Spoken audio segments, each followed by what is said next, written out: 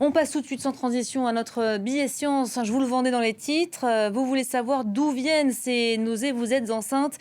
Des chercheurs américains pensent avoir trouvé la solution, ou tout du moins son origine. Bonjour Julia Seeger. Bonjour Elisabeth. C'est un mal qui touche plus de 80% des femmes enceintes. Les nausées de grossesse ont longtemps été considérées comme un mal pour un bien et il n'y a toujours pas de traitement réel efficace pour s'en débarrasser. Mais les chercheurs donc pensent avoir identifié la cause de ce trouble. D'abord, pour commencer, il faut savoir que ces nausées, ces vomissements, même parfois, ont longtemps été banalisés par les médecins. Et oui, effectivement, comme de nombreuses autres maladies, malheureusement, mais c'est vrai qu'elles ont longtemps été considérées comme d'ordre psychologique, avec une théorie psychanalytique qui a circulé, disant que finalement c'était dans la tête des femmes ou encore que c'était un refus de grossesse, et ça a effectivement beaucoup retardé la recherche scientifique. Pourtant, depuis la nuit des temps, les nausées, qu'elles soient matinales ou tout au long de la journée, ou encore les vomissements, sont vraiment des symptômes courants de la grossesse. Je ne sais pas si vous en avez...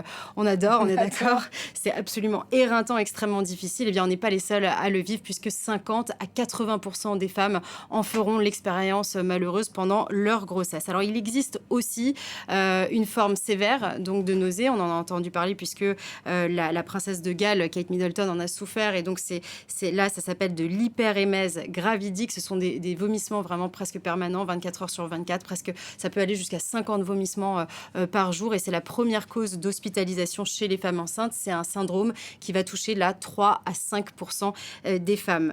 Au niveau de la durée, c'est vraiment, ça dépend. Certaines vont le vivre pendant quelques semaines et ça va s'arrêter. D'autres, ce sera vraiment pendant tout le temps. En général, on dit que de les la 3 premiers mois, c'est la zone rouge. Exactement, les 3 mieux. premiers mois. Et puis après, du jour au lendemain, ça peut effectivement s'arrêter. Alors, il y a une autre raison pour laquelle on n'a pas vraiment pu approfondir aussi et essayer de comprendre ce phénomène. C'est le fait que quand une femme tombe enceinte, en fait, immédiatement, il y a énormément de chamboulements physiologiques qui fait que c'est extrêmement difficile d'aller chercher la cause qui pourrait créer ces nausées. C'est un peu comme chercher une aiguille dans une botte de foin. Oui, c'est un peu le bazar dans le corps à ce C'est moment-là. ça. On Beaucoup va de dire ça chamboulements, comme en tout ça, cas. gentiment.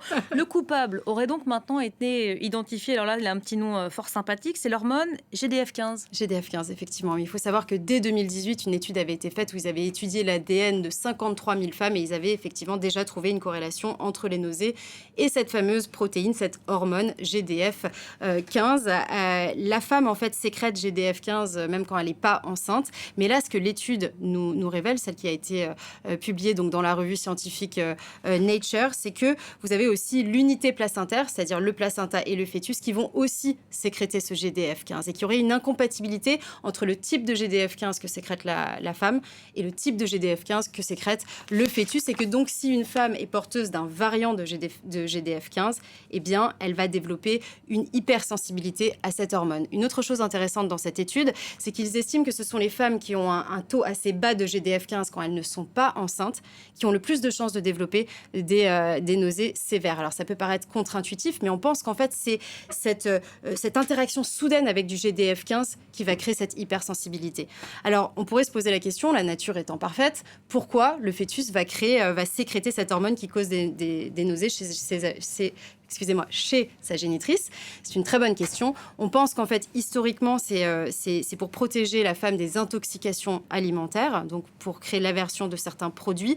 Donc nos ancêtres en auraient eu besoin, en fait, pour ne pas avoir d'intoxication alimentaire, mais qu'aujourd'hui, finalement, eh bien, on aurait perdu cette utilité puisqu'on a développé, en tout cas dans les pays développés, une production d'aliments relativement sûrs. Bon, ça c'est pour le décryptage. On a l'explication et la solution maintenant. Est-ce qu'il y a un Alors la traitement, solution, vous le savez, si vous avez eu des nausées, il y a très peu de solutions. L'eau gazeuse, moi ça fonctionnait bien. Alors l'eau gazeuse aussi, il y a tout ce qui est à base de gingembre. Il y a l'acupuncture aussi qui peut pas mal fonctionner. Mais ce qui est intéressant, c'est que cette découverte récente va ouvrir la voie à une nouvelle thérapie. Et ça va être tout ce qui est lié à la désensibilisation. Un petit peu comme avec des allergies. Je vous l'ai dit, en fait, on pense que cette interaction soudaine avec le GDF15, si on arrive théoriquement à exposer la femme avant qu'elle soit enceinte à cette hormone, eh bien peut-être qu'elle réagira de façon moins sévère quand elle sera en contact avec cette hormone. Alors après, je pose la question, si vous avez eu plusieurs enfants, vous savez que vous avez quand même des nausées à chaque fois.